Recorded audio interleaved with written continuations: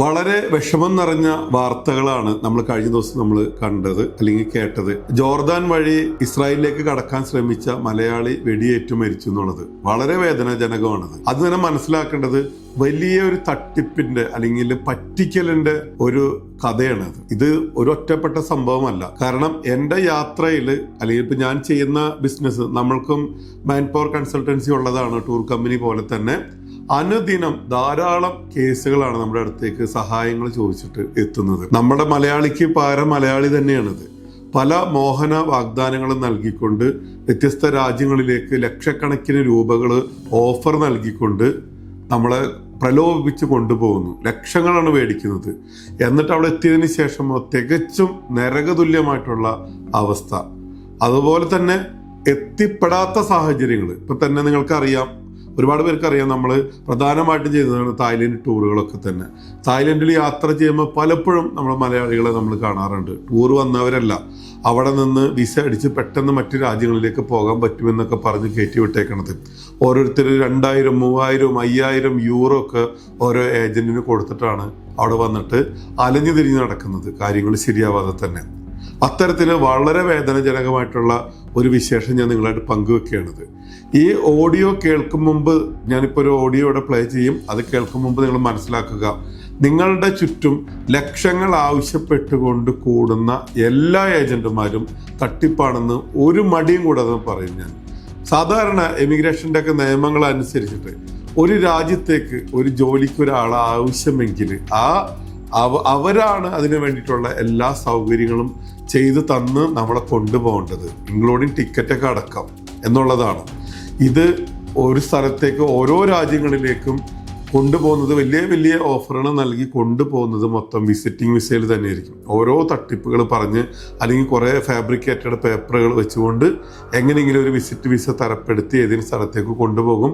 അവിടെ നിന്ന് റോഡ് മാർഗവും കപ്പൽ മാർഗവും നടന്നുമൊക്കെ ആയിട്ട് ആൾക്കാർ മരിച്ചു വീഴുന്ന കാഴ്ചയാണിത്. ഇപ്പോൾ തന്നെ കഴിഞ്ഞ ദിവസം നമ്മൾ അറിഞ്ഞത്, അദ്ദേഹത്തിൻ്റെ മരിച്ച ആളുടെ കൂടെ ഉണ്ടായിരുന്ന ആള് തിരികെ നാട്ടിലെത്തി എന്നതിനാലാണ് നമ്മൾ ലോകം അറിഞ്ഞത് അദ്ദേഹം മരണപ്പെട്ടു എന്ന് വെടിയേറ്റിട്ട്. കൂടെ ഉണ്ടായിരുന്ന ആളും മരണപ്പെട്ടിരുന്നെങ്കിലോ ഒന്നും സംഭവിക്കാതെ തിരിച്ചെത്തിയത് വലിയൊരു ഭാഗ്യം തന്നെ. പുറം ലോകം ഇത് അറിയുമോ? അത്തരത്തിൽ ഞാൻ കഴിഞ്ഞ ദിവസം ഞാനൊരു പോസ്റ്റ് ഇട്ടിരുന്നു. കഴിഞ്ഞ ദിവസമല്ല, ഏതാനും ആഴ്ചകൾക്ക് മുമ്പ് ഒരു പോസ്റ്റ് ഇട്ടിരുന്നു. ഞാൻ ഒരു യാത്ര പോവുകയുണ്ടായിരുന്നു ഇറ്റലിയിലേക്ക്. അപ്പോൾ ഇറ്റലിയിൽ എന്നെ സപ്പോർട്ട് ചെയ്യാൻ ഉണ്ടായിരുന്ന ആളുടെ അമ്മ പെട്ടെന്ന് മരണപ്പെട്ടു. അതിൻ്റെ ഭാഗമായിട്ട് ആൾ നാട്ടിൽ പോയപ്പോൾ ഞാൻ ഒരു പോസ്റ്റ് ഇട്ട്, ആരെങ്കിലും ഇറ്റലിയിലുണ്ടോ നമ്മുടെ വീഡിയോ കാണുന്നവരെങ്കിൽ. ആ സമയത്ത് ഒരുപാട് 10-80ഓളം ആളുകളാണ് ഞാനായിട്ട് കോണ്ടാക്ട് ചെയ്തത്. അതിനകത്ത് ഒട്ടുമിക്ക ആൾക്കാർക്കും പറയാനുണ്ടായിരുന്നത് ഇത്തരത്തിലുള്ള തട്ടിപ്പിൻ്റെ കഥയാണ് പറയാനുണ്ടായിരുന്നത്.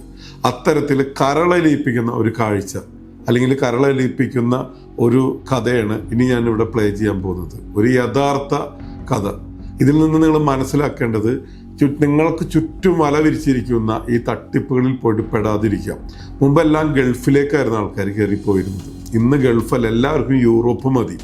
അന്ന് യൂറോപ്പിലേക്ക് പോയി അവിടെ ഒരു ജോലി കരസ്ഥമാക്കാനുള്ള വിദ്യാഭ്യാസ യോഗ്യതയോ അതുപോലെ ടെക്നിക്കൽ സ്കില്ല് എന്തെങ്കിലും ഉണ്ടോ, അതുമില്ല. അവിടെ ചെന്നിട്ട് കിട്ടുന്ന എന്തെങ്കിലും ജോലികളൊക്കെ ചെയ്ത് ജീവിക്കുന്നൊരവസ്ഥ. അങ്ങനെ പോയവരെ ഒരു ജോലിയാണ് ഞാൻ വില കുറച്ച് പറയുന്നില്ല. പക്ഷേ നിങ്ങൾ ഇനിയെങ്കിലും ഉള്ളവർ പറ്റിക്കപ്പെടാതിരിക്കുക. നമ്മുടെ നാട്ടിൽ ഗവൺമെൻറ് സംവിധാനങ്ങളുണ്ട്, എമിഗ്രേഷൻ ഓഫീസുകളുണ്ട്. നിങ്ങൾക്ക് പോയിട്ട് ഇത് ജെന്യൂൻ ആണോ അല്ലേ എന്നൊക്കെ നിങ്ങൾക്ക് അന്വേഷിക്കാൻ സാധിക്കും.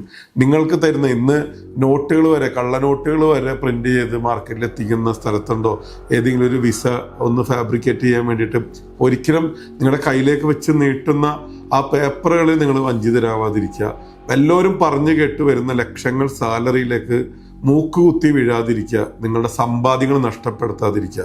കഴിഞ്ഞ ദിവസം നമ്മുടെ വീട്ടിൽ കുറച്ച് അലുമിനിയം ഫാബ്രിക്കേഷൻ്റെ വർക്ക് ഉണ്ടായിരുന്നു. അതിന് വന്ന ഒരു സുഹൃത്ത്, ഞാൻ ഞെട്ടിപ്പോയി, 5.5 ലക്ഷം രൂപയാണ് പോർച്ചുഗീസിലേക്ക് പോകാൻ വേണ്ടി ഒരു ഏജന്റിന് കൊടുത്തത്, സുഹൃത്ത് വഴി കൊടുത്തത്. അദ്ദേഹം അത് തട്ടിച്ച് മുങ്ങി എന്നുള്ളതാണ്. അദ്ദേഹം 10-50ഓളം പേരിൽ നിന്ന് പറ്റിച്ച് മുങ്ങി എന്നാണ് അറിയാൻ കഴിഞ്ഞത്. അതവിടെ നിൽക്കട്ടെ. ഇതിപ്പോൾ ഇനി നിങ്ങൾ കേൾക്കാൻ പോകുന്നത് ഇറ്റലിയിലെ നമ്മളിപ്പോൾ അവിടെ പോയപ്പോൾ നമ്മളായിട്ട് ബന്ധപ്പെട്ട ഒരു ചേച്ചി, അവർ നമുക്ക് അയച്ചു തന്നതാണിത്. അവരിൽ നിന്ന് ലക്ഷങ്ങൾ എണ്ണി മേടിച്ചതിന് ശേഷം അവർക്ക് വലിയ വാഗ്ദാനങ്ങൾ നൽകി ഇറ്റലിയിലേക്ക് കൊണ്ടുപോയതാണിത്. നമ്മുടെ മലയാളികളാണ് പറയുന്നത്, ഒരാളല്ല പലരെയും. അവരുടെ പലരുടെയും ഡീറ്റെയിൽസ് എൻ്റെ കയ്യിലുണ്ട്. ഉദ്യോഗസ്ഥരെ എന്നെ സമീപിക്കുകയാണെങ്കിൽ ഞാൻ തീർച്ചയായിട്ടും ഇത്തരം കാര്യങ്ങൾ ഞാൻ കൈമാറും, തീർച്ചയായിട്ടും. കാരണം നമ്മൾ ഇത്തരത്തിൽ നമ്മളെ ആരും ചതിക്കാൻ പാടില്ല.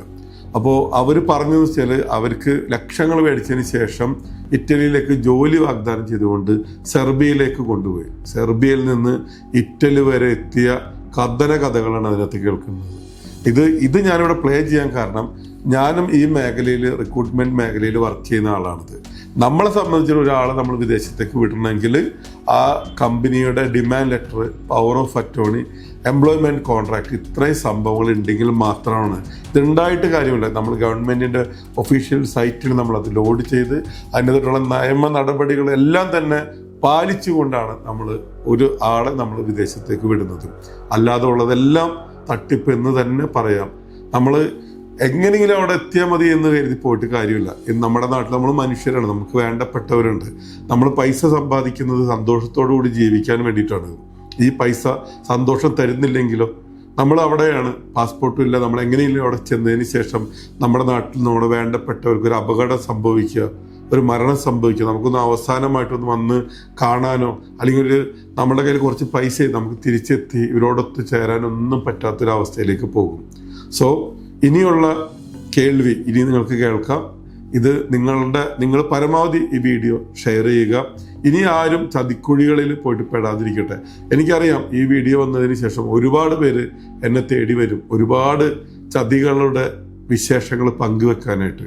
ഇനി ആരും ചതിക്കപ്പെടാതിരിക്കട്ടെ. അപ്പോൾ ഒരു സഹോദരി എൻ്റെ അടുത്ത് ഈ കഥകൾ പറഞ്ഞപ്പോൾ ഞാൻ എനിക്കതൊരു വോയിസ് നോട്ടായിട്ട് എനിക്കൊന്ന് അയക്കും. ഞാനത് ജനങ്ങളെ അറിയിക്കാം. അവരുടെ പെർമിഷനോട് കൂടി തന്നെയാണ് ഞാൻ ഈ ഓഡിയോ നിങ്ങളുടെ മുമ്പിലേക്ക് സമർപ്പിക്കുന്നത്. ഇത് കേൾക്കുക, നിങ്ങളിത് പരമാവധി ഇത്തരം വിസ തട്ടിപ്പിനെതിരെ ശക്തമായിട്ട് നമ്മൾ ഓരോരുത്തരും മുന്നിട്ട് നിൽക്കുക. ഇനിയൊരു മലയാളിയും അന്യനാട്ടിൽ വെടിയേറ്റ് മരിക്കാതിരിക്കട്ടെ. ഇനിയൊരു മലയാളിയും അന്യനാട്ടിൽ പോയിട്ട് പറ്റിക്കപ്പെടാതിരിക്കട്ടെ. ഇനിയൊരു മലയാളിയും, നമ്മൾക്ക് നമ്മുടെ നാട്ടിൽ തന്നെ ഒരുപാട് അവസരങ്ങളുണ്ട്. അല്ലെങ്കിൽ തന്നെ മറ്റു രാജ്യങ്ങളിലേക്ക് നിയമവിധേയം നമുക്ക് പോകാനുള്ള അവസരങ്ങളുണ്ട്. ഇതുപോലെ ലക്ഷങ്ങൾ വാഗ്ദാനം ചെയ്തിട്ട് നമ്മുടെ എല്ലാം വിറ്റുപെറുക്കിപ്പോയി മരണത്തിന് കീഴടങ്ങുന്ന ഒരവസ്ഥ ഇല്ലാതിരിക്കട്ടെ. ഇത്തരത്തിൽ മരണത്തിൻ്റെ മുന്നിൽ നിന്ന് രക്ഷപ്പെട്ട ഒരു സഹോദരിയുടെ കഥ. അവരാരാണെന്ന് എന്താണെന്ന് ഞാൻ പറയുന്നില്ല. അവർ നമ്മുടെ നാട്ടിൽ നിന്ന് പുറപ്പെട്ട് സെർബിയയിൽ ചെന്ന് ഇറങ്ങിയതിന് ശേഷമുള്ള അവർ പറയുന്ന കഥകൾ നിങ്ങൾ കേൾക്കുക. വിസ ഓൺ അറൈവൽ വിസ ഇല്ല, പാസ്പോർട്ട് മാത്രം മതി. സെർബിയയിൽ വന്ന് ഇറങ്ങി അവിടുന്ന് കാറിൽ റോമിലേക്ക് കൊണ്ടുവരാം. അപ്പോൾ പൈസ കൂടുതലാവും, 8.5 ലക്ഷം രൂപയാവും എന്ന് പറഞ്ഞു. അപ്പോൾ കുഴപ്പമില്ല, എന്തായാലും ലോൺ എടുക്കണം. അപ്പോൾ ഈ പെണ്ണെൻ്റെ അടുത്ത് പറഞ്ഞു അത് ഒരു വർഷം കൊണ്ട് തീർക്കാം, അത്രയും പൈസ ഇവിടെ കിട്ടും. പിന്നെ പാർട്ട് ടൈമായിട്ട് നിനക്ക് അമ്മയോ അപ്പനെയോ അങ്ങനെയൊക്കെ നോക്കാനായിട്ട് കിട്ടും. ഓൾഡ് ഏജ് ഹോം ഉണ്ട്, അവിടെ കിട്ടും. അല്ലാത്ത സമയം പാർലറിലെ ജോലി കഴിഞ്ഞിട്ട് എന്നൊക്കെ പറഞ്ഞു. അപ്പോൾ എൻ്റെ മനസ്സിൽ ഇങ്ങനെയായിരുന്നു. ഞാനും ഒത്തിരി കാൽക്കുലേഷൻ ചെയ്തു. പാർലറിലെ ജോലിയൊക്കെ കഴിഞ്ഞിട്ട് എക്സ്ട്രാ ടൈം വർക്ക് ചെയ്യാം, പൈസ ഉണ്ടാക്കാനാണല്ലോ ഇങ്ങോട്ട് വരണേ. അങ്ങനെയൊക്കെ ചിന്തിച്ച് ഒരുപാട് സ്വപ്നങ്ങളൊക്കെ കണ്ട് ഞാൻ പറഞ്ഞു കുഴപ്പമില്ല. അപ്പോൾ ആ ചേച്ചിയും പറഞ്ഞു കുഴപ്പമില്ല. ആ ചേച്ചി 55 വയസ്സുണ്ട്. ആ പറഞ്ഞു കുഴപ്പമൊന്നുമില്ല, ഞാനും വരാം എന്നും പറഞ്ഞ്. അപ്പോൾ ഓക്കെ ആയി. അപ്പോൾ അവർ പറഞ്ഞു, പിന്നെ പുള്ളിക്കാരൻ പറഞ്ഞു പിന്നെ ചെന്നൈ എയർപോർട്ടിൽ നിന്നാണ് വരേണ്ടത്, അപ്പോൾ ചെന്നൈയിൽ വരണം. അപ്പോൾ ഡേറ്റും കാര്യങ്ങളും എല്ലാം റെഡിയായി സാധനങ്ങളൊക്കെ വാങ്ങിച്ചു. അപ്പോൾ പറഞ്ഞു വലിയ വെട്ടിയൊന്നും വേണ്ട, ചെറിയ വെട്ടി മതി, ഒത്തിരി സാധനങ്ങളൊന്നും കൊണ്ടുവരണ്ട അങ്ങനെയൊക്കെ പറഞ്ഞു. എന്നാലും എൻ്റെ ഒരുവിധം നല്ല വെട്ടിയുമായിരുന്നു. എന്നിട്ട് അത് ഞങ്ങൾ ചെന്നൈയിൽ വന്നു. അങ്കമാലിയിൽ നിന്ന് കയറി ചെന്നൈയിൽ വന്ന് ചെന്നൈയിൽ ഒരു 4 ദിവസം, അത് അവരുടെ തന്നെ ചിലവിലായിരുന്നു കേട്ടോ. 4 ദിവസത്തോളം അവിടെ താമസിച്ച് ഞങ്ങൾ ഫാമിലിയായിട്ട്, എൻ്റെ ഹസ്ബൻഡ് ഉണ്ടായിരുന്നു, എൻ്റെ മോനുണ്ടായിരുന്നു, മരുമകനും ഉണ്ടായിരുന്നു, ആ ചേച്ചിയുടെ ഭർത്താവ് ഉണ്ടായിരുന്നു. അങ്ങനെ ഞങ്ങൾ ഇത്രയും പേര് ഒരു വീട് പോലത്തെ ഒരു സംഭവം, ഒരു വില്ല പോലെ. അപ്പോൾ അവിടെയായിരുന്നു താമസം. ഫുഡ് പുറത്തു പോയി കഴിച്ചു. അങ്ങനെ 4-ാമത്തെ ദിവസം വൈകിട്ട് കോളിങ് മാത്രമേ ഉള്ളൂ, ആരും കാണുന്നൊന്നുമില്ല. കോള് വിളിച്ചിട്ടാണോ ഇന്ന പോലെ നമ്മുടെ കാര്യങ്ങളൊക്കെ അവർ പറയും, ഇന്ന സ്ഥലത്ത് വരണം. അങ്ങനെ വന്ന് ഞങ്ങൾ എയർപോർട്ടിൽ ചെന്ന് കഴിഞ്ഞപ്പം അവിടെ വേറെ 2 പേര് വന്നിട്ട് ഞങ്ങൾക്ക് കുറച്ച് പേപ്പറും കാര്യങ്ങളൊക്കെ തന്നു. വേഗം അതൊക്കെ ഒന്ന് ഓടിച്ച് വായിച്ചു. അപ്പോൾ എന്താ ഞാനിങ്ങനെ ബ്യൂട്ടീഷ്യൻ തന്നെയായിട്ട് അപ്പോൾ അവിടെ സെർബിയയിലൊരു ബ്രൈഡൽ മേക്കപ്പിൻ ബ്രൈഡൽ ഫെസ്റ്റ് നടക്കുകയാണ്. അപ്പോൾ അതിന് പങ്കെടുക്കാൻ വേണ്ടി പോകുന്ന ബ്രൈഡൽ ആർട്ടിസ്റ്റായിട്ടാണ് ഞാൻ വരുന്നത്. അപ്പോൾ പുള്ളിക്കാരി എൻ്റെ അസിസ്റ്റൻ്റായിട്ട് അങ്ങനെയാണ് വന്നത്. അപ്പോൾ ഞങ്ങൾ കയറി എയർപോർട്ടിൽ ചെന്നു. അവിടെ ചെന്ന് കഴിഞ്ഞപ്പോൾ ഇതൊക്കെ കഴിഞ്ഞ് ഞങ്ങളെ ചെക്കിങ്ങിന് ഇത് പാസ്പോർട്ട് കൊടുത്തു കഴിഞ്ഞപ്പോൾ അവർ കുറേ ചോദിച്ചു, അതും ഇതൊക്കെ ഞങ്ങളോട് ചോദിച്ചു. അപ്പോൾ ഞാൻ പറഞ്ഞു ഞാനിങ്ങനെ ഇവിടെ പോണതാണ്. അപ്പോൾ അവർക്ക് സംശയം. അപ്പോൾ ഇതിൻ്റെ ഇൻവിറ്റേഷൻ ലെറ്ററും അതെല്ലാം ഉണ്ടായിരുന്നു ഇവർ തന്ന ഇതിൻ്റെ അകത്ത്. അതൊക്കെ കാണിച്ചു കൊടുത്തു. അത് കഴിഞ്ഞപ്പോൾ അവരൊരു മെയിൻ സ്ഥലത്തേക്ക് വിട്ടു. എൻ്റെ ആ ചേച്ചിക്ക് എൻ്റെ പുറകെ നിന്നാൽ മതിയായിരുന്നു. ഞാൻ അവിടെ ചെന്ന് കഴിഞ്ഞപ്പോൾ അവർ ചോദിച്ചു. ഞാൻ പറഞ്ഞു നിങ്ങൾക്ക് സംശയം ഉണ്ടെങ്കിൽ നോക്ക്, ഞാനൊരു ബ്രൈഡൽ ആർട്ടിസ്റ്റാണ്. അത് കാണിച്ചു കൊടുത്തു. അപ്പോൾ എൻ്റെ ഫേസ്ബുക്കിലൊക്കെ ഒത്തിരി കാര്യങ്ങൾ കിടപ്പുണ്ടായിരുന്നു, അതെല്ലാം കാണിച്ചു കൊടുത്തു. അത് കഴിഞ്ഞപ്പോൾ അവർ ഓക്കെ പറഞ്ഞ് വിട്ടു. അങ്ങനെ ഞങ്ങൾ അവിടെ നിന്ന് ദോഹയിൽ വന്നു. ദോഹയിൽ നിന്ന് കണക്റ്റഡ് ഫ്ലൈറ്റ് അല്ലേ, അപ്പോൾ അത് കയറി സെർബിയ എന്ന് പറഞ്ഞ സ്ഥലത്ത് വന്ന് ഇറങ്ങി. സെർബിയയിൽ വന്ന് ഇറങ്ങി കഴിഞ്ഞപ്പോൾ വേറെ 2 പയ്യന്മാർ, അത് ഞങ്ങൾ പോകുന്നതിൻ്റെ പുറകെ തന്നെയായിരുന്നു. അവർ തമിഴരായിരുന്നു, പുറകെ തന്നെയായിരുന്നു. അതുങ്ങളും ഇങ്ങനെ വെച്ചടിച്ച് വന്നു. പക്ഷേ സെർബിയയിൽ ഇറങ്ങി കഴിഞ്ഞിട്ട് പിന്നെ അവരെ കണ്ടില്ല. അവരെ തിരിച്ചു വിട്ടു, അവരവിടെ ഇറക്കിയില്ല. ഞങ്ങളുടെ കൂടെ കണ്ടില്ല. ഞങ്ങൾ എന്നിട്ട് ഒന്നും നോക്കിയില്ല, ഇടത്തും വലത്തും നോക്കിയില്ല. അവിടെ വന്ന് അവർ പാസ്പോർട്ടിൽ സീൽ ചെയ്ത് പുറത്ത് വിട്ടു. ഞങ്ങൾ വിട്ടടിച്ച് പുറത്ത് വന്നു കഴിഞ്ഞിട്ട് പിന്നെ നോക്കി കഴിഞ്ഞപ്പോൾ ഞങ്ങൾക്ക് ഫോണിൽ റേഞ്ച് ഇല്ല, ഒന്നുമില്ല, കോണ്ടാക്ട് ചെയ്യാൻ പറ്റുന്നില്ല, ഒന്നുമില്ല. പിന്നെ അവിടെ നിന്ന് പുറത്ത് വന്ന് ഇങ്ങനെ നിന്ന് അപ്പം ടാക്സിക്കാരും അവരൊക്കെ ഒത്തിരി പേര് ഇങ്ങനെ ടാക്സി എന്ന് പറഞ്ഞ് വരുമല്ലോ, അങ്ങനെ വന്നു. അത് കഴിഞ്ഞ് ഞാൻ ധൈര്യം സംഭരിച്ച ഒരാൾ വന്നപ്പോൾ പ്ലീസ് വൈഫൈ കണക്റ്റ് എന്ന് ചോദിച്ചു കഴിഞ്ഞപ്പം വേഗം ആ പുള്ളിയുടെ ഫോണിൽ നിന്ന് ഹോട്ട്സ്പോട്ട് തന്നു. അതുകൊണ്ട് വേഗം ഞങ്ങൾ അപ്പോഴത്തേക്കും ഇങ്ങനെ മെസ്സേജുകൾ തുറേന്ന് വരണ്ട. അപ്പോൾ ഈ ഏജൻറ്റിനെ വിളിച്ചു കഴിയുമ്പോൾ ചേച്ചി എവിടെയാണ് നിൽക്കണം, ഞങ്ങൾ ഇന്ന സ്ഥലത്താണ് നിൽക്കുന്നത് എന്ന് പറഞ്ഞപ്പോൾ അവിടെ നിൽക്കും, ഞാൻ ദേ വരണു എന്ന് പറഞ്ഞു. ഏജൻറ്റ് ഇവിടെ വരുമെന്ന് ഞങ്ങളോട് പറഞ്ഞിട്ടുണ്ടായിരുന്നു. അങ്ങനെ അവിടെ വന്ന് കുറച്ചു നേരം നിന്ന് കഴിയുമ്പോൾ വേറൊരാൾ വിളിക്കുകയാണ് ഞങ്ങളെ. ആ ആൾ വിളിച്ചിട്ട് എന്തോ ഒരു മരം, ഒരു ചുമന്ന ഇലയുള്ള മരം കണ്ടോ, ആ മരത്തിൻ്റെ അങ്ങോട്ടേക്ക് വാ എന്നൊക്കെ പറയാം. അപ്പം എങ്ങോട്ട് പോകണം, എന്ത് വേണമെന്ന് അറിയില്ല. ഏജൻറ്റ് പറയണം, ഈ ഏജൻറ്റിനെ അല്ലേ ഞങ്ങൾക്ക് അറിയില്ല, ഈ ഫോണിൽ കൂടെയുള്ള ഇത് മാത്രമേ ഉള്ളൂ. അപ്പം ഞങ്ങൾ അവിടെ തന്നെ നിന്നു 2 പേരും. അത് കഴിഞ്ഞിട്ട് മറ്റൊരു ഭയങ്കരമായിട്ടും വിളിച്ചുകൊണ്ടിരിക്കുക, ഇങ്ങോട്ട് വാ എന്നും പറഞ്ഞിട്ട്. അപ്പം ഞങ്ങളുടെ ഒരു 2 ലക്ഷത്തിൻ്റെ യൂറോ കയ്യിലുണ്ടായിരുന്നു, കരുതിയിട്ടുണ്ടായിരുന്നു. അപ്പം അത് ഞങ്ങളുടെ കയ്യിലുണ്ടായിരുന്നു. അപ്പോൾ കുറച്ച് സമയം അവിടെ വെയിറ്റ് ചെയ്ത് കഴിഞ്ഞപ്പോഴത്തേക്ക് ഈ ഏജൻറ്റ് വന്നു കഴിഞ്ഞപ്പോഴത്തേക്ക് ഞാൻ പറഞ്ഞു ഇങ്ങനെ വേറൊരാൾ ഇങ്ങനെ വിളിച്ചുകൊണ്ടിരിക്കുവാണെന്ന്. അപ്പോൾ അവർ അപ്പോഴും വിളിച്ചു. അയാൾ വന്നപ്പോഴും വിളിച്ചു കഴിഞ്ഞപ്പോൾ ഈ ഫോൺ അയാളുടെ കയ്യിലേക്ക് കൊടുത്തു കഴിഞ്ഞപ്പോൾ അയാൾ സംസാരിച്ചു. അപ്പോൾ ഇവർ കുറേ ഏജൻസികൾ കുറേ കണക്റ്റഡ് ആയിരുന്നു. അപ്പോൾ അവരെന്തൊക്കെയോ അങ്ങോട്ടും ഇങ്ങോട്ടും വാഗ്വാദങ്ങളൊക്കെ പറഞ്ഞു. പിന്നെ ആ മറ്റൊരു തന്നെ വന്ന് ഒരു വണ്ടിയിൽ. അപ്പം ഞങ്ങൾ 3 ആളായിട്ടോ. ഞങ്ങളുടെ കൂടെ ഒരാണും എൻ്റെ ഏകദേശം പ്രായമുള്ള ഒരാണും ഉണ്ടായിരുന്നു. അവൻ ഗൾഫിൽ നിന്ന് അങ്ങോട്ടാ വന്നത്, ദുബായിൽ നിന്ന് വന്നതാ. അങ്ങനെ ഞങ്ങൾ 3 പേരായി. അപ്പോൾ അവരുടെ വണ്ടിയിൽ കൊണ്ടുപോയി ഏതോ ഒരു ഗുദാമിൽ ഒരു സ്ഥലത്ത് കൊണ്ടുപോയി. അവിടെ അവൻ ചായയൊക്കെ തന്നു കേട്ടോ. ചായയൊക്കെ കുടിച്ചിട്ട് അവിടെ ഇങ്ങനെ ഇരുന്നു. അപ്പം ഞങ്ങളുടെ കയ്യിലിരുന്ന പൈസ ഏജൻറ്റ് വാങ്ങിച്ചിട്ട് ആ പൈസ അവർക്ക് കൊടുത്തിട്ട് പിന്നെ വേറെ വണ്ടിയിൽ കയറി വേറെ സ്ഥലത്തേക്ക് വരാണ്. അവിടെ വന്ന് റൂം എടുത്ത്. അപ്പോൾ ഒരു ചേച്ചിയും കൂടി വരാനുണ്ട്, എന്നിട്ടാ പോകാൻ പറ്റുള്ളൂ എന്ന് പറഞ്ഞു. ആ ചേച്ചി ചെന്നൈയിൽ നിന്നാണ് വരേണ്ടത്. പക്ഷെ ഞങ്ങളുടെ കൂടെ വരേണ്ട ചേച്ചി അന്ന് വന്നില്ല. എന്നിട്ട് അവിടെ താമസിച്ചു. അവിടെ ഞങ്ങളൊരു 3-4 ദിവസം താമസിച്ചു എന്ന് എനിക്ക് തോന്നണു. 4 ദിവസം അങ്ങോട്ട് താമസിച്ചു. അത് 4 സ്ഥലത്തായിട്ട്. ആദ്യത്തെ സ്ഥലത്ത് ഒരു ദിവസം കഴിയുമ്പോൾ വെക്കേറ്റ് ചെയ്ത് അടുത്ത സ്ഥലത്ത് ഇത് ചെയ്തു. അത് കഴിഞ്ഞിട്ട് അടുത്ത സ്ഥലത്ത്, അങ്ങനെ ഫുഡൊക്കെ പുറത്തുനിന്ന് കഴിച്ച്. അങ്ങനെ 4-ാമത്തെ ദിവസം ഈ ചേച്ചി വന്നു കഴിഞ്ഞപ്പോൾ ഞങ്ങളുടെ അടുത്ത് പറഞ്ഞു ഈ ബാഗൊന്നും കൊണ്ടുപോകാൻ പറ്റത്തില്ല, എല്ലാം ഇതൊന്നും കയറ്റാൻ പറ്റത്തില്ലെന്ന് പറഞ്ഞു. അപ്പം ഇയാൾ പറഞ്ഞു എൻ്റെ പെട്ടി ഒരുവിധം നല്ല പെട്ടിയായിരുന്നു, വില കൂടി പെട്ടിയായിരുന്നു എൻ്റെ.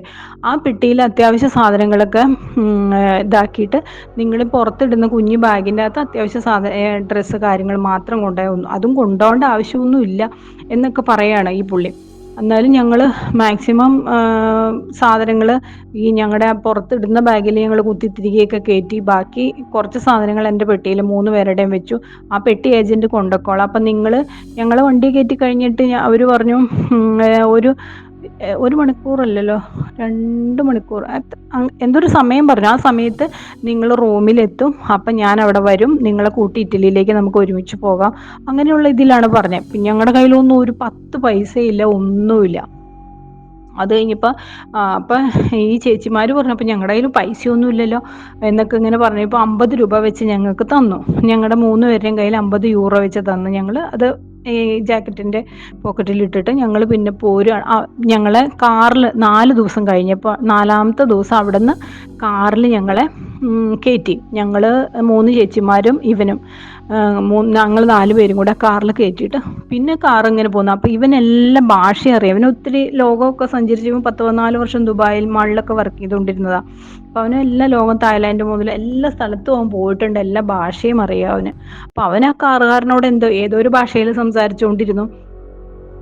ഇരുട്ടായി കഴിഞ്ഞ് കഴിഞ്ഞപ്പോൾ ഒരു സ്ഥലത്ത് കൊണ്ടുവന്ന് വണ്ടി നിർത്തി കഴിഞ്ഞ് കഴിഞ്ഞപ്പോൾ എന്തോ പറഞ്ഞു, എനിക്ക് ഇവിടം വരെ നിങ്ങളെ കൊണ്ടുവരാനുള്ള ഇതേ ഉള്ളൂ, ഇവിടെ നിൽക്ക് നിങ്ങൾ, ഇനി വേറൊരു വണ്ടി വരും, ആ വണ്ടിയിൽ നിങ്ങൾ. അപ്പോൾ ഞങ്ങൾ ആ നിർത്തി കഴിയുമ്പോൾ ഭയങ്കര ഇരുട്ടുവാണ്. അപ്പോൾ നമുക്ക് ഒരു പ്രേതാലയം പോലത്തെ ഒരു വീട്, ഒരുപാട് ആൾക്കാരും ഉണ്ട് അവിടെ. ആകെ കൂടി അപ്പം തന്നെ പേടിയായിട്ടും പാടില്ല, അതും തണുപ്പ്, പല്ലും എല്ലാം കൂട്ടിയിടിക്കണം തണുപ്പ്.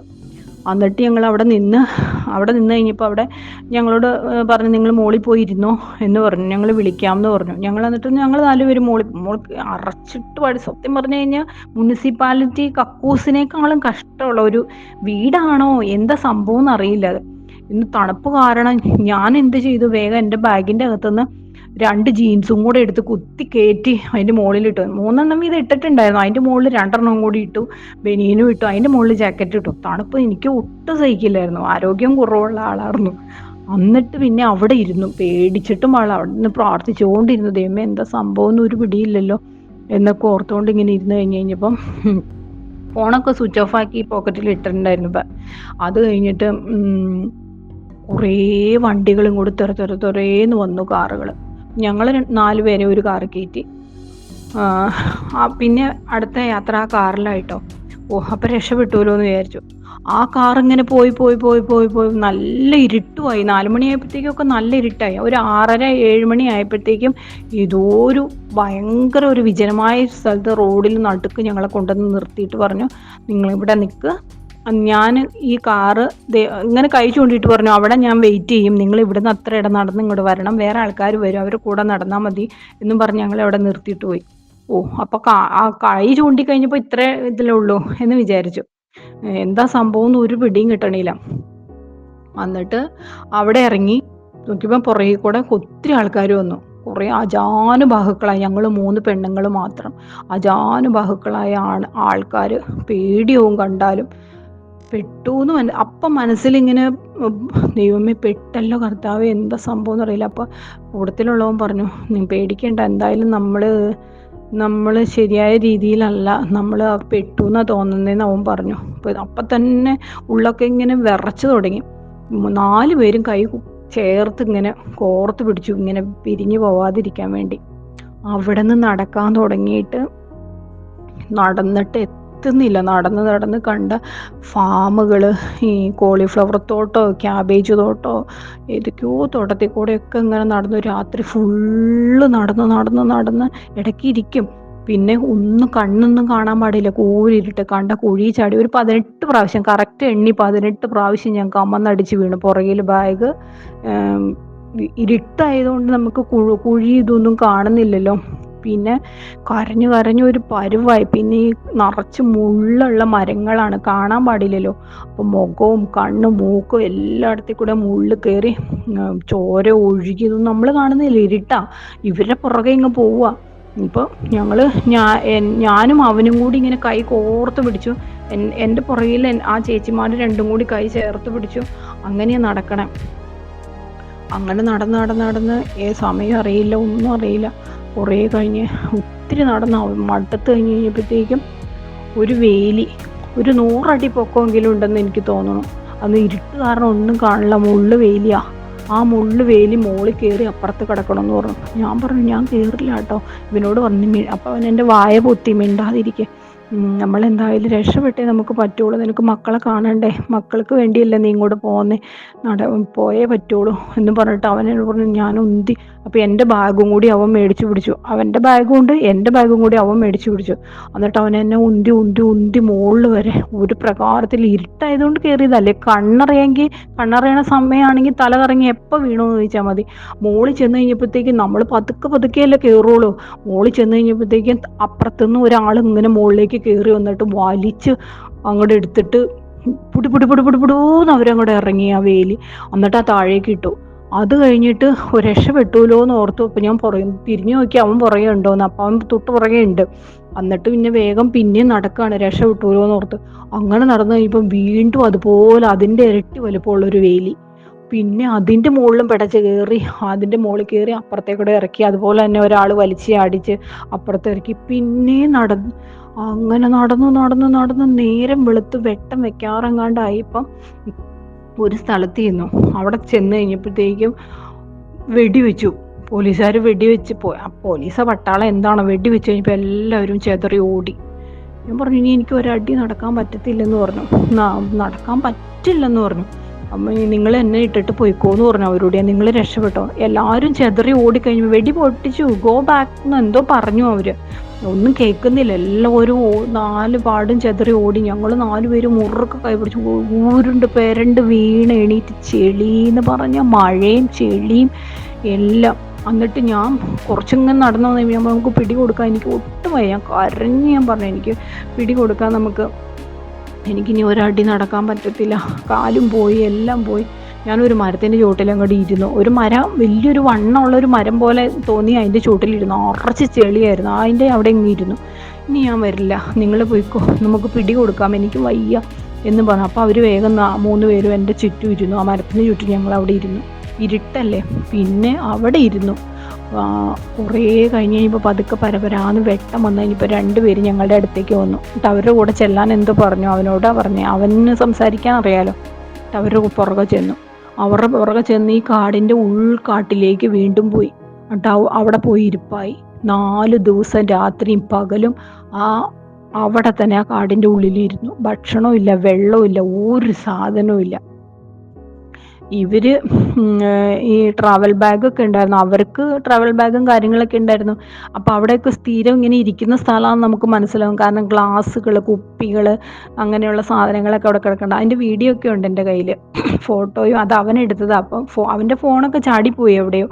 അപ്പോൾ ഗൂഗിളിൽ ഇത് വന്നു കഴിഞ്ഞപ്പോൾ ഇവൻ്റെ ഗൂഗിളിൽ കയറി ആ ഫോട്ടോ ഇങ്ങനെ വന്നതാണ്. അങ്ങനെ കിട്ടിയതാണ് അവനെടുത്ത ഫോട്ടോ. അവരതിൻ്റെ ഉള്ളിൽ കയറി കിടന്ന് നല്ല കൂർക്കം വലിച്ചുറങ്ങി. ഞങ്ങൾ ആ മഴയും നനഞ്ഞ് മോളിൽ നിന്ന് ചാടുന്ന വെള്ളമെല്ലാം ഐസായിട്ട് പരന്ന് കിടക്കുമായിരുന്നു പറമ്പിക്കൂടെ, കാടിൻ്റെ ഉള്ളിൽ കൂടെ. എന്നിട്ട് ഞങ്ങൾ അവിടെ കൂഞ്ഞി പിടിച്ചിരുന്നു 4 ദിവസം. 4ാമത്തെ ദിവസം രാത്രി വീണ്ടും ഈ അന്ന് നടന്നു വന്ന ആൾക്കാർ വീണ്ടും നടന്നു വന്നേക്കുക. ഈ ചെതറി ഓടിപ്പോയ ആൾക്കാർ അവരെ പിടിച്ച എന്താണെന്ന് ഒരു സംഭവം അറിയില്ല. അപ്പോൾ ഈ വന്നവർ അവനോട് ചോദിച്ചു, എനിക്ക് ഞാൻ ആ ഇരിപ്പിരുന്നിട്ട് എനിക്ക് എഴുന്നേക്കാനും, ഇവർ ഇടയ്ക്ക് എഴുന്നേക്കോ നടക്കുകയൊക്കെ ചെയ്തു. എനിക്ക് എഴുന്നേക്കാനും പറ്റില്ല, ഒരടി പിന്നെ നടക്കാനും പറ്റില്ല. അപ്പോൾ അവർ ചോദിച്ചു എനിക്ക് നടക്കാൻ പറ്റുമെന്നെന്തോ. അപ്പോൾ അവൻ പറഞ്ഞു കുഴപ്പമില്ല, നടക്കാൻ പറ്റുമെന്ന്. ഞാൻ നേരം പറഞ്ഞു എനിക്ക് വയ്യ. അപ്പോൾ അവൻ എൻ്റെ വായ പൊത്തി.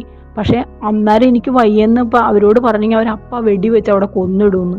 അത് നമുക്കറിയില്ലല്ലോ, ഇതൊന്നും നമ്മൾ ലോകം കണ്ടിട്ടില്ലല്ലോ. എന്നിട്ട് അന്ന് രാത്രി വീണ്ടും നടക്കാൻ തുടങ്ങി. വീണ്ടും ആ രാത്രി ഫുൾ നടന്ന് വീണ്ടും അതുപോലെ തന്നെ ഇവൻ എന്നെ എടുത്ത് പുറത്ത് കയറ്റി കുറേ നടന്നു. അത് കഴിഞ്ഞപ്പോൾ എനിക്ക് പാവം തോന്നി. ഞാൻ പറഞ്ഞു ഞാൻ നടക്കാം, പിടിച്ചാൽ മതി എന്ന് പറഞ്ഞിട്ട് അവൻ എൻ്റെ കയ്യെ പിടിച്ച് നടന്നു. കുറച്ച് നടന്നു കഴിഞ്ഞപ്പോൾ പിന്നെ ഓക്കെ, പിന്നെ നടക്കാൻ തുടങ്ങി. അങ്ങനെ ആ രാത്രി ഫുള്ളും 12 മണിക്കൂറോളം വീണ്ടും നടന്നു ഏതൊക്കെയോ കുന്നും മലയും ഇങ്ങനെ റെയിൽവേ ട്രാക്ക്. ആ റെയിൽവേ ട്രാക്കിൻ്റെ മുകളിലേക്ക് ഇങ്ങനെ കയറിയിട്ട് അപ്പുറത്ത് കിടക്കണമായിരുന്നു. അപ്പോൾ അവരിങ്ങനെ ഒരാൾ മുകളിൽ നിന്ന് വാച്ച് ചെയ്തിട്ട് ഇങ്ങനെ കയറ്റുന്നേ. ഒരു പ്രകാരത്തിൽ കരഞ്ഞു മോളിൽ ചെന്ന് കഴിഞ്ഞപ്പോഴത്തേക്കും ഉണ്ടല്ലോ, താഴെ നിന്ന് ഒരാളെൻ്റെ കാലെ പിടിച്ച് ഒരൊറ്റ വലി താഴേക്ക്. ഞാൻ വിചാരിച്ചു ചത്തെന്ന്. അതുപോലെ ഒരു കാലം മുകളിൽ ഒരു കാലം താഴെ അതുപോലെ ഇരുന്നു.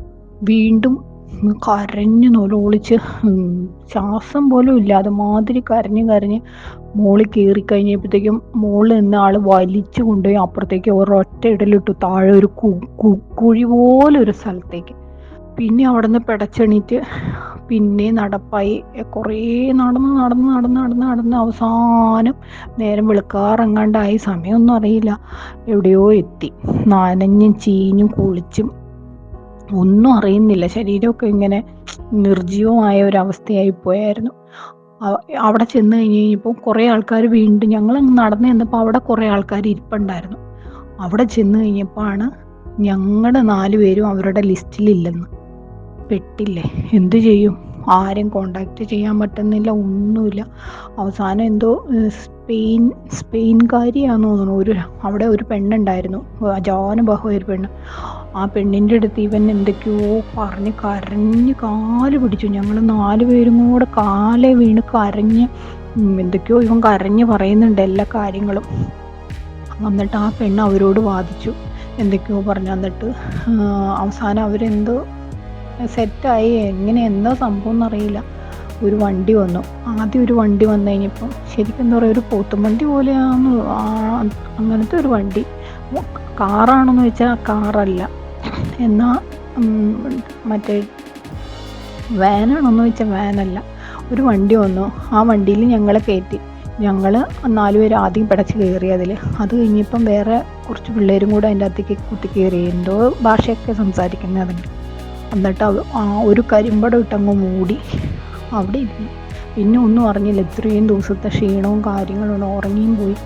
കണ്ണ് തുറക്കുമ്പം വലിയൊരു ഒരു എന്താ പറയുക, ഈ ഉഴുതിട്ടേക്കണ പാടമില്ലേ, അതുപോലെ ഏക്കർ കണക്കിന്, ഒന്നും കണ്ണെത്താ ദൂരം ഒരു മരവും ഇതൊന്നുമില്ല. ആ മാതിരി ഒരു ഇതിൻ്റെ നടുക്ക് കൊണ്ടുവന്ന് ഇറക്കി വിട്ടിട്ട് പോയി.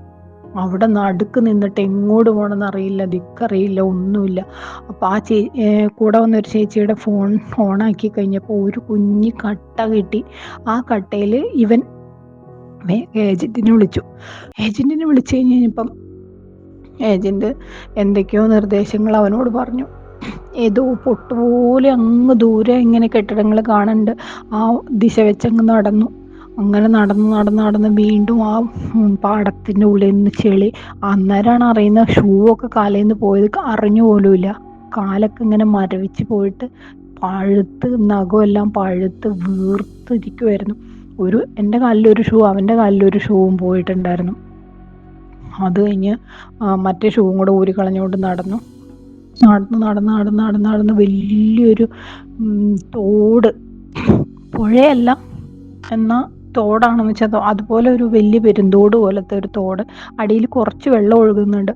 അങ്ങനെ നടന്ന് നടന്ന് ആ തോടിൻ്റെ കരയിൽ കൂടെ നടന്ന് നിന്നപ്പോൾ അപ്പുറം പട്ടാളക്കാർ തോക്കും ചൂണ്ടിക്കൊണ്ട് നിൽക്കുമായിരുന്നു. എന്നിട്ട് അവിടെ നിന്ന് അപ്പുറത്തുനിന്ന് ഒരു പട്ടാളക്കാരനെ ഇറങ്ങി വന്ന് ഞങ്ങളെ കയ്യെ പിടിച്ച് ആ തോടിൻ്റെ അകത്തൂടെ ഇറക്കി അപ്പുറം കിടത്തി. എന്നിട്ട് അവരുടെ കൂട്ടത്തിൽ പോയി പിന്നെ പട്ടാളക്കാരുടെ അവിടെ കൊണ്ടുപോയി ഞങ്ങളെല്ലാം ചെക്ക് ചെയ്തു. അതിൻ്റെ ഇടയ്ക്ക് ആ കാട്ടിൽ വെച്ച് ഞങ്ങളുടെ കയ്യിലിരുന്ന ബാഗും അവർ മേടിച്ച് കളഞ്ഞായിരുന്നു. ഒന്നുമില്ല, ഇട്ട ഡ്രസ്സ് പാടെ മാത്രം. അത്യാവശ്യം എന്താ പറയുക, ഫോണിൻ്റെ ചാർജറും ഇതൊക്കെ ഈ ഇതിൻ്റെ പോക്കറ്റിലൊക്കെ എടുത്ത് കുത്തി കയറ്റിയായിരുന്നു, ജാക്കറ്റിൻ്റെ. അങ്ങനെ പാസ്പോർട്ടും കാര്യങ്ങളും അവിടെ വെച്ച് തന്നെ അവർ മേടിച്ചായിരുന്നു. ഒരു ഫയലിൽ എല്ലാവരുടെയും ആക്കി അവിടെ കൊടുക്കാൻ പറഞ്ഞു, അവിടെ കൊടുത്തായിരുന്നു. അത് അവർ അവിടെ നിന്ന് കൊറിയർ വഴി അയക്കുമെന്നും പറഞ്ഞു. എന്നിട്ട് അതൊന്നും ഇല്ലായിരുന്നു പിന്നെ കയ്യിൽ. എന്നിട്ട് പിന്നെ പട്ടാളക്കാർ ഞങ്ങളെ കൊണ്ടുപോയി അവിടെ പോയി കുറേ ചെക്കിങ് ചെയ്ത് ഞങ്ങളുടെ കമ്മൽ, മാല അതെല്ലാം ഊരി മേടിച്ച് എല്ലാം എഴുതിച്ച്, പോക്കറ്റിൽ നിന്ന് ഫോണും എല്ലാം മേടിച്ചു. 50 രൂപ ഉണ്ടായിരുന്നു, അതും മേടിച്ചു. എല്ലാം ഒരു കവറിലാക്കി നമ്പർ ഓടിച്ച്. അപ്പോഴത്തേക്കും പോലീസ് വണ്ടി വന്നു, വലിയൊരു വാൻ വന്ന് ഞങ്ങളെ അതിൽ കയറ്റി കൊണ്ടുപോയി. പിന്നെ പോലീസ് സ്റ്റേഷനിൽ ആക്കി. അവിടെ സ്റ്റേഷനിൽ ചെന്ന് കഴിഞ്ഞപ്പോഴത്തേക്കും എനിക്ക് പനി തുടങ്ങി, ഛർദി തുടങ്ങി, ആകെ ഇതായി. എല്ലാവരും പേടിച്ചു പോയി. പിന്നെ അവർ ഡോക്ടറെ കൊണ്ടുവന്ന് ചെക്ക് ചെയ്ത് ഇഞ്ചക്ഷനൊക്കെ തന്നു. കാരണം അത്രയും ദിവസം ഫുഡ്, വെള്ളം ഇതൊന്നും ഇല്ലായിരുന്നല്ലോ. അത് കാരണം അവർ ബ്രെഡും കഫേയും തന്നു. പക്ഷേ അത് ഒരു തുള്ളി വെള്ളം അകത്തേക്ക് വന്നപ്പോഴത്തേക്ക് ഛർദി അങ്ങോട്ട് തുടങ്ങി. പിന്നെ എനിക്ക് ബോധം പോയി. പിന്നെ ഡോക്ടർ വന്ന് ട്രിപ്പൊക്കെ ഇട്ട് അവിടെ കിടത്തി. പിന്നെ അവിടെ കിടന്ന് സുഖമായിട്ട് ഉറങ്ങി. ഒരു ദിവസം മുഴുവൻ അവിടെ ഉണ്ടായിരുന്നു എന്ന് തോന്നുന്നു ആ പോലീസ് സ്റ്റേഷനിൽ. ഓസ്ട്രിയൻ പോലീസായിരുന്നു. വെടിവെച്ചത് ഹംഗ്രി വനത്തിലാണ് ഞങ്ങളിരുന്നത്. ഹംഗ്രി കഴിഞ്ഞിട്ടാണ് ഈ പട്ടാളക്കാർ പിടിച്ച് ഞങ്ങളെ ഓസ്ട്രിയൻ പോലീസിന് കൈമാറി ഓസ്ട്രിയയിലാണ് വന്ന് അവിടുത്തെ ജയിലിലാണ് ഇട്ടത്. പിന്നെ അവിടെ നിന്ന് എല്ലാ ഫിംഗർ കാര്യങ്ങളും അവിടെ ചെയ്തു. എല്ലാം കഴിഞ്ഞ് ഞങ്ങളൊരു ഇതിൽ കയറ്റി. ഈ ഡ്രസ്സൊക്കെ ഇങ്ങനെ പുഴുത്തിരിക്കുകയല്ലേ, ഒരു വലിയൊരു ടൗണിൽ കൊണ്ടുവന്ന് ഇറക്കി വിട്ടിട്ട് പോയി. 4 പേരും അവിടെ നിൽപ്പായി. എന്നാ ചെയ്യും ഒന്നും അറിയില്ല. എനിക്കാണെങ്കിൽ പനിച്ചിട്ട് കണ്ണുപോലും കാണാൻ പാടില്ല. എന്നെ കൈ വിട്ടാൽ പോകും, അതുപോലത്തെ ഒരവസ്ഥയിൽ എന്നെ കയ്യിൽ അവൻ മുറുക്കെ പിടിച്ചേക്കുമായിരുന്നു. അപ്പോൾ ഞാൻ അവനോട് പറഞ്ഞു, എനിക്കൊരു ഇച്ചിരി ചൂട് വെള്ളം കിട്ടിയാൽ കുടിക്കാൻ, ഇങ്ങനെ ഒരു ചൂട് കാപ്പി കിട്ടിയാൽ കുടിക്കണം എന്നുണ്ടായിരുന്നു എന്ന് പറഞ്ഞു. എങ്ങനെയാ, കടക്കാർ നമ്മളെ കയറ്റില്ല, അതുമാതിരി പുഴുത്ത ഞങ്ങളിരിക്കണേ. അത് കഴിഞ്ഞ് ഈ ആമസോൺ ഡെലിവറിക്കൊക്കെ പോകുന്ന വണ്ടിയിൽ അതുമാതിരത്തെ ഒരാൾ അതിൽ വന്നു കഴിഞ്ഞപ്പോൾ ഞങ്ങളിങ്ങനെ സൂക്ഷിച്ച് നോക്കി കഴിഞ്ഞപ്പോൾ ഇവൻ വേഗം അടുത്തേക്ക് എന്നിട്ട് ഞങ്ങൾക്ക് ഇങ്ങനെ ഒരു കാപ്പി മേടിച്ച് തരാമോ എന്ന് ചോദിച്ചു അയാളോട്. വേഗം ആ പുള്ളിക്കാരൻ, ഒരു പയ്യനായിരുന്നു, അത് വേഗം പോയി കടയിൽ പോയി 4 കഫേ വാങ്ങിച്ചുകൊണ്ട് തന്നു. എന്നിട്ട് അത് കുടിച്ചപ്പോഴത്തേക്കും ഞാൻ പിന്നെയും ഛർദ്ദിക്കാൻ തുടങ്ങി. അപ്പോഴത്തേക്കും ആ പുള്ളിക്കാരൻ വേഗം ഒരു കവർ കൊണ്ടുത്തന്നു. കവറിൽ ഛർദ്ദിച്ചു. അവിടെ താഴെയൊന്നും ഛർദ്ദിക്കാൻ പറ്റത്തില്ലല്ലോ. എന്നിട്ട് അങ്ങനെ ഛർദ്ദിച്ച് വിഷമിച്ചിങ്ങനെ ഇരിക്കുക. അപ്പോൾ അയാൾ പറയുന്നുണ്ട് അയാളുടെ കൂടെ ചെല്ലാണെങ്കിൽ അവർ ഇരിക്കാനുള്ള സൗകര്യം. പക്ഷെ നമുക്ക് എങ്ങനെയുള്ള ആളെ എങ്ങനെയാണെന്നൊന്നും അറിയില്ലാത്ത കാരണം അവനൊരു പേടി. അവൻ ഇല്ലായിരുന്നെങ്കിൽ ഞങ്ങൾ 3 പെണ്ണുങ്ങളും എന്താ പറയുക, ചിഹ്നം ഭിന്നമായി പോയേനായിരുന്നു. അവൻ ഒരാൾ കാരണമാണ് ഇപ്പോഴും ജീവിച്ചിരിക്കുന്നത്. എന്നിട്ട് അവൻ പേഴ്സണൽ ട്രെയിനറൊക്കെയാണ് കാര്യം. എന്താ, ശ്വാസമൊക്കെ മൂക്കിൽ കൂടെ ഊതി എന്തൊക്കെയോ ചെയ്ത് ശ്വാസമൊക്കെ തന്നാണ് ഒരു പ്രകാരത്തിൽ അവിടം വരെ എത്തിയത്. അങ്ങനെ ഞങ്ങൾ അവിടെ നിന്ന് രാത്രി കുറേ സമയം അവിടെ നിന്ന് കഴിഞ്ഞപ്പോൾ ഈ ഏജൻറ്റ് വന്നിട്ട് അയാൾ ആകെ ഇതായി ഹെലികോപ്റ്ററൊക്കെ ഏർപ്പാടാക്കിയായിരുന്നു ഒന്ന് ഞങ്ങളെ അന്വേഷിക്കാൻ വേണ്ടിയിട്ട്. പറഞ്ഞ സമയം കഴിഞ്ഞിട്ട് എത്താത്തത് കൊണ്ട്. എന്നിട്ട് ഇതൊക്കെ അവരുടെ നമ്പറായിരിക്കും. എന്നിട്ട് ഞങ്ങളെ അവിടുന്ന് റെയിൽവേ സ്റ്റേഷനിലേക്ക്, എന്നെ എടുത്ത് കൊണ്ടുപോയത് റെയിൽവേ സ്റ്റേഷനിലേക്ക്. അവിടെ കൊണ്ടുപോയി ട്രെയിനിൽ കയറി ഒരു ഇതിൽ കയറ്റിയിട്ട് ഈ ആദ്യത്തെ ഡ്രസ്സെല്ലാം ഊരിക്കളഞ്ഞു. ഫസ്റ്റ് കുറേ ഉണ്ടായിരുന്നല്ലോ, അത് ഊരിക്കളഞ്ഞ് എല്ലാം നീറ്റാക്കിയിട്ട് ഒരു ഹോട്ടലിൽ റൂമെടുത്തിട്ട് ഞങ്ങൾ 3 പേരെ, പെണ്ണുങ്ങൾ 3 പേരെ ഒരു റൂമിലാക്കി. ആദ്യം നിങ്ങൾ ഇതെല്ലാം ഡ്രസ്സെല്ലാം കളഞ്ഞ് ചൂടുവെള്ളത്തിൽ കിടന്ന് കുളിച്ച് ഡ്രസ്സൊക്കെ ഞാൻ എത്തിച്ച് തരാമെന്ന് പറഞ്ഞു ഞങ്ങളോട്. ഞങ്ങളിട്ട ഡ്രസ്സൊന്നും പിന്നെ ഒന്നിനും കൊള്ളില്ലായിരുന്നു. മുഴുവൻ ചെളിയും വെള്ളമൊക്കെ ആയിട്ട് ഇങ്ങനെ ചീഞ്ഞ് പുഴുത്ത് ശരീരമൊക്കെ ചീർത്തിരിക്കുമായിരുന്നു. നേരം വെളുപ്പായപ്പം ഞങ്ങളുടെ വാതിലിൽ തുറന്ന് അവിടെ ഒരു കവർ വെച്ചിട്ട് അവൻ പോയായിരുന്നു. ഞങ്ങൾ നല്ല ഉറക്കമായിരുന്നു. എന്നിട്ട് കണ്ണ് തുറന്ന് ആദ്യം ഒരു ചേച്ചി കണ്ണ് തുറന്ന് കഴിഞ്ഞപ്പോൾ ആ ചേച്ചി പോയി ഡ്രസ്സ് എടുത്ത് ഞങ്ങൾക്ക് ഓരോരുത്തർക്കും തന്ന്. ഞങ്ങൾ 3 പെണ്ണുങ്ങളല്ലേ ഉള്ളൂ, ഞങ്ങൾ 3 പേരും ഡ്രസ്സ് മാറി. അങ്ങനെ പിന്നെ ഫുഡൊക്കെ കൊണ്ടുപോയി തന്നവർ ഫുഡൊക്കെ കഴിച്ച് പിന്നെ അവിടെ നിന്ന് വീണ്ടും യാത്ര തുടങ്ങി. റെയിൽവേ സ്റ്റേഷനിൽ വന്നു ഇറ്റലിയിലേക്കുള്ള ട്രെയിൻ കയറാൻ വേണ്ടി. അവിടെ വന്നു കഴിഞ്ഞപ്പോൾ അവിടെ നിന്ന് വീണ്ടും പോലീസുകാർ പിടിച്ചു, ട്രെയിനിൽ നിന്ന് ഇറക്കി വിട്ടു, കയറ്റിയില്ല. പിന്നെ 3 ദിവസം ആ റെയിൽവേ സ്റ്റേഷനിൽ ഇരുന്നു ഞങ്ങൾ.